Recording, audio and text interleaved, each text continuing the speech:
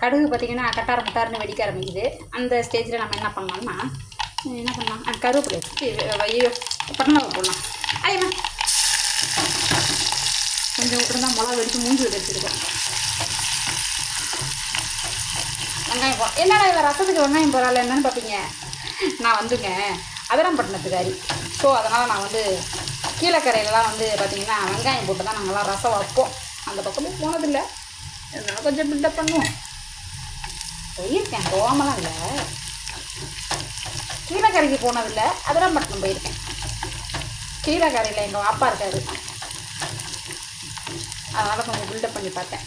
அப்புறம் வந்து வேப்பிலை போடுவோம், கருவேப்பிலை போட்டாச்சு.